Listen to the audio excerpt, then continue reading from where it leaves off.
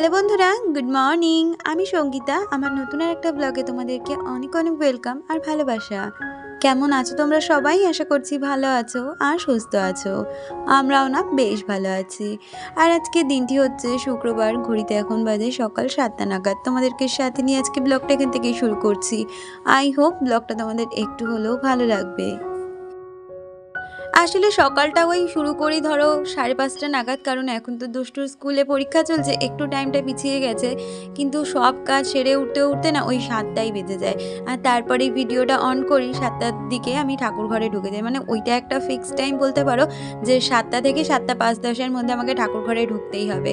তারপরে আবার ঠাকুর ঘর থেকে বেরিয়ে তোজোকে রেডি করা, তার স্কুলের টিফিন রেডি করা, এই বিষয়গুলো থাকে। তো স্নানের সময় যে জামা কাপড়গুলো ছিল সেগুলো কিন্তু সুন্দরভাবে মেলে দিয়েছি।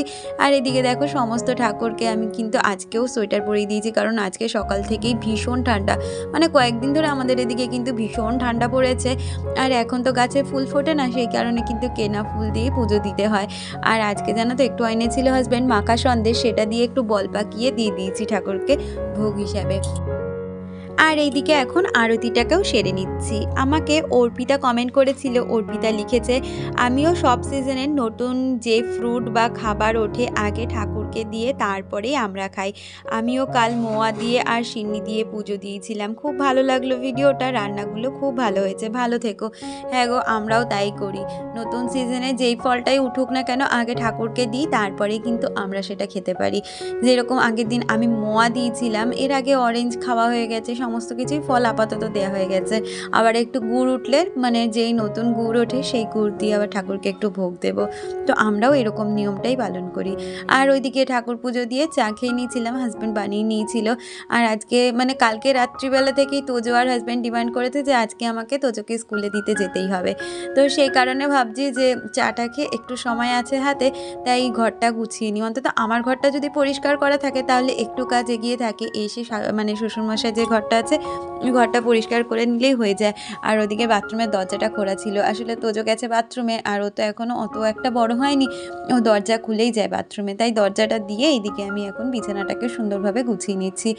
আগে কম্বলগুলো তুলে নিচ্ছি, আর কম্বলগুলো বিছানা থেকে উঠে যাওয়ার পরে মোটামুটি বিছানাটা কিন্তু খালিই হয়ে যায়, তখন আর গুছাতে একটুও সমস্যা হয় না। আমাকে অনামিকা কমেন্ট করেছে, অনামিকা লিখেছে, শাড়িতে তোমায় দারুণ লাগছিল, থ্যাংক ইউ সো মাচ। আর নাজিরা আমাকে কমেন্ট করেছে, দারুণ লাগছে শাড়ি পরে তোমাকে দিভাই, থ্যাংক ইউ সো মাচ। আসলে কি বলতো, শাড়ি পরতে আমারও ভীষণ ভালো লাগে, কিন্তু ওই যে শাড়ি পরে যে সংসারের কাজ করব ওটা ভাবলেই যেন একটু কষ্ট হয়ে যায়। কারণ বলে না, মানুষ হচ্ছে অভ্যেসের দাস, আর এই 9টা বছর একদমই অভ্যেস নেই যে শাড়ি পরে কাজবাজ করব, তাই জন্য একটু অসুবিধা হয়। কিন্তু বিশ্বাস করো, প্রতিটা অকেশানে কিন্তু আমি সবথেকে যদি পছন্দের কিছু জামা কাপড় মনে করি সেটা হচ্ছে শাড়ি। আমার ওয়ার্ড্রবে কিন্তু প্রচুর শাড়ি রয়েছে, কিন্তু ওইগুলোই যে সব সময় তো আর পরা হয় না। মানে সময় বিশেষে যখন কোথাও যাওয়ার হয় বা কোনো অনুষ্ঠান থাকে, তখন সবার আগে আমি কিন্তু শাড়িটাকেই প্রেফার করি। তো কথা বলতে বলতে দেখো এইদিকে আমি বিছানাটাকেও সুন্দরভাবে গুছিয়ে নিচ্ছি, সাথে বিছানাটাকেও ঝেড়ে নিচ্ছি। আর এরপরে তোজোকে ওর বাবা রেডি করে দিয়েছিল, তার সাথে তোজোর আমি টিফিনটা অফ ক্যামেরায় করে নিচ্ছি, যেহেতু একটু তাড়াহুড়ো ছিল, ওকে দিতে যেতে হবে, তাই অফ ক্যামেরায় টিফিনটা করে নিই। এদিকে দেখো এখন আমরা 3জনে মিলে বেরিয়ে পড়েছি তোজোকে দিয়ে আসতে। আর তোজোকে দিয়ে আসার পথে কিন্তু আমরা বাজারটাও সেরে এসেছি। তো পরে দেখাচ্ছি বাজার কি এনেছি। রান্নাঘরে যাওয়ার আগে মনে হয় কি বলো তো, এই ঘরগুলো যদি একটু গোছানো থাকে তাহলে খুব সুন্দর লাগে দেখতে, আর নিজের মনেও না একটা শান্তি লাগে, যে মনে হয় কি যে একটু ঘরদোরগুলো তো সুন্দরভাবে গোছানো রয়েছে, রান্না 2 মিনিট দেরি হলেও অসুবিধা হবে না। তো যাই হোক, ওই কারণেই কিন্তু রান্নার আগে আমি চেষ্টা করি ঘর বাড়িগুলোকে আগে সুন্দরভাবে গুছিয়ে নিতে। আর ওই যে তোমাদের বারবার করে বলি না, শীতের দিনে এত জামা কাপড়, সে কি আর বলবো, এই জামা কাপড় গোছাতে গিয়ে মনে হয় আমার অর্ধেক সময় কেটে যায়। আমাকে শ্রেষ্ঠা কমেন্ট করেছে, সে লিখেছে, আমার কাছে সংকল্প মানে হলো যে কাজের প্রতি মনোযোগ দেওয়া আর নিজের কর্মের পূর্বে প্রতিজ্ঞা করা, যেটা তোমার কাজের মধ্যে দেখতে পাওয়া যায়। থ্যাংক ইউ সো মাচ দিদি। আমি কিন্তু ওই যে বলি না, একটা টার্গেট নিয়ে কাজ করি, আর যেই কাজগুলো করি না কেন আমি চেষ্টা করি একদম নিষ্ঠার সাথে গুছিয়ে কাজ করা, সেটা সংসারের কাজই হোক বা অন্য কোনো কাজ। আমি কাজের প্রতি সত্যি খুব বলতে পারো ডেডিকেশন দিয়ে কাজগুলো করি, যার জন্য আমার কাজগুলো করতে কষ্ট হয় না। আর আমি মনে করি কি বলতো, কোনো কাজ যদি আমরা মন দিয়ে ভালোবাসার সাথে করি, সেই কাজ করতে আমাদের কখনোই কষ্ট হয় না, বরঞ্চ কাজটা খুব ভালোই হয়। আর কি জানো তো, সংসারটাকে ভালোবাসি বলে সংসারের কাজগুলো করতেও ভালোবাসি। আর অনেক মানে সারাদিনের অনেক কাজই থাকে, এর মধ্যে কি আমি নিজেকে সময় দিই না? অবশ্যই কিন্তু আমি নিজেকে সময় দিই। কারণ আমি সবসময় একটা কথাই মাথায় রাখি, আমি যদি নিজে ভালো থাকি তাহলে সংসারটাকেও ভালো রাখতে পারবো, সাথে সংসারের প্রতিটা মানুষকে ভালো রাখতে পারবো। তাই নিজেকে আগে ভালো রাখার কিন্তু আমাদের প্রতিটা মানুষের সবার আগে প্রয়োজন। তাই জন্য কিন্তু এই যে কাজের ফাঁকে নিজের জন্য সময় বার করি, যেই সময়টা ওই যে তোমাদের বলি না আমি খুব ওয়েব সিরিজ দেখতে ভালোবাসি, সেই সময়টা ওয়েব সিরিজ দেখি, অথবা কখনো কখনো একটু ফোন নিয়ে ঘাটাঘাটি করি। তো এগুলো বলতে পারো সময় স্পেন্ড করা। আর এখন তো আর ওইগুলো হয় না, কারণ তোজোর পরীক্ষা প্রায় চলেই এসেছে, এখন বই খাতা নিয়েই আমার সময় কেটে যাচ্ছে আর রান্না। তো এই হয়েছে ব্যাপার। তো ওইদিকে রান্নাঘরটা গুছিয়ে এখন সোজা চলে এসেছি রান্নাঘরে, আগে আটাটা মাখিয়ে নেবো। ওই যে এখন শীতের কদিন সকালবেলা করে না রুটি আর তরকারি করছি, যেটা খেতেও সবার ভালো লাগছে, আর সকালবেলার দিকে পেটটাও অনেকটা ভরা থাকে। তাই পাতলা পাতলা করে রুটি করে নেবো। আর এদিকে একটু ফ্রিজে কুমড়ো ছিল, তো সেই কুমড়ো আলু দিয়ে একটু তরকারি মতন করব। প্রথমে কড়াইতে তেল দিয়েছি আর কাঁচা লঙ্কা দিয়েছি, আর একটু ফোড়ন দিয়ে বেশ কিছুটা পেঁয়াজ আর রসুনকে ভেজে নিচ্ছি। আর তারপরে কুমড়ো আলুগুলোকে দিয়ে ভালো করে নাড়িয়ে চাড়িয়ে এর মধ্যে মশলা হিসেবে শুধু নুন, হলুদ আর মিষ্টিই দেবো। আর তারপরে জল দিয়ে ঢাকা চাপা দিয়ে কিন্তু রান্নাটা করে নিচ্ছি। আর নামানোর আগে একটু ধনেপাতা কুচি দিয়ে দিলে কিন্তু খুব সুন্দর খেতে হয়ে যায়। আর আজকে বাজার থেকে আনা হয়েছে দেখো এইরকম সাদা ওই মৌরলা মাছগুলো, যেটা দিয়ে না আজকে একটু ঝাল করব, টমেটো আর মানে টমেটো, ধনেপাতা, পেঁয়াজ দিয়ে। আর তার সাথে এরকম এক ধরনের চাদা মাছ বলছে, এই মাছটা নিয়ে এসেছিল। এই মাছটাও কিন্তু দুর্দান্ত স্বাদ ছিল, দেখতে অনেকটা পমপ্লেট মাছের মতন, কিন্তু বলছে এটার নাম চাদা মাছ। তো ওইদিকে যাই হোক, আমার কিন্তু তরকারিটা হয়ে গেছে, আর তারপরেই তাড়াহুড়ো করে রান্নাটা বসিয়ে দিচ্ছি। ওই যে তোমাদের বলি না, যখন আমি কাজ করি একটু তাড়াহুড়ো করে কাজগুলো করে নেওয়ার চেষ্টা করি, সেটা সময়ের মধ্যেও হয় আর সুন্দরভাবেও হয়। তবে তাড়াহুড়ো করি মানে এই নয় যে কোনো কাজ আমি অগোছালো মানে রেখে দিই, আমি কিন্তু সমস্ত কাজই গুছিয়ে করার চেষ্টা করি। ওইদিকে যেহেতু আমার হাতে একটু সময় ছিল আর একটা গ্যাস যেহেতু খালি ছিল, তাই ওইদিকে পেঁয়াজকালি আলু ভাজাটা বসিয়ে দিয়ে এদিকে রুটিগুলো একের পর এক করে নিচ্ছি। আর তারপরে দুটো মাছ রান্না করে ভাতটা বসিয়ে দিলেই কিন্তু আমার রান্নাবান্নাটা সমস্তটাই কমপ্লিট হয়ে যায়। আমাদের প্রতিটা কাজেরই কিন্তু করার ক্ষেত্রে বুদ্ধির প্রয়োজন আছে, সেটা সংসারই হোক বা বাইরের কোনো কাজ। তো সংসারের কাজে যে বুদ্ধি লাগে না সেটা কিন্তু কখনোই নয়। একটু বুদ্ধি খাটিয়ে সংসারের কাজগুলো করলে কিন্তু তার মধ্যে থেকে আমরা নিজেদের জন্য অনেকটা সময় বের করে ফেলতে পারি। আর এইদিকে দেখো আমার রুটিগুলো কিন্তু খুব সুন্দরভাবে হয়ে গেছে, আর রুটিগুলো খুব ভালো ফুলেছে। এর আগে কোনো একদিন আমাকে একজন দিদি কমেন্ট করে বলেছিল যে রুটি ডাইরেক্ট গ্যাসে ভাজতে না, চাটুর মধ্যেই ভাজতে। তো চাটুর মধ্যে না ওইভাবে আমি ভাজতে পারি না, তবে চেষ্টা করলে হয়তো পারবো, কিন্তু আমি না এরকম রুটি সেকেই যেহেতু করে অভ্যস্ত, তা এরকমই করছি। আর ওইদিকে কিন্তু আমার পেঁয়াজকালি আলু ভাজাটা হয়ে গেছে, আর ওই গ্যাসে ভাবছি ভাতটা বসিয়ে দেবো। তার আগে এদিকে দেখো একের পর এক মাছগুলোকে ভেজে নিচ্ছি। আর এই পমপ্লেট মাছ বলো বা এরকম ধরনের মাছ, এগুলো একটু কড়া তেলে একটার পর একটা ভেজে নিলেই সুন্দর ভাজা হয়ে যায়, না হলে কিন্তু কড়াইতে লেগে যায়। আমার তো লেগে যায়, কার কী হয় বলতে পারবো না। আমাকে মিলন সাথী চ্যানেল থেকে কমেন্ট করেছিল, সে লিখেছিল আমাদের গপুও এরকম 3 ইয়ার্স বাড়িতে এসেছে।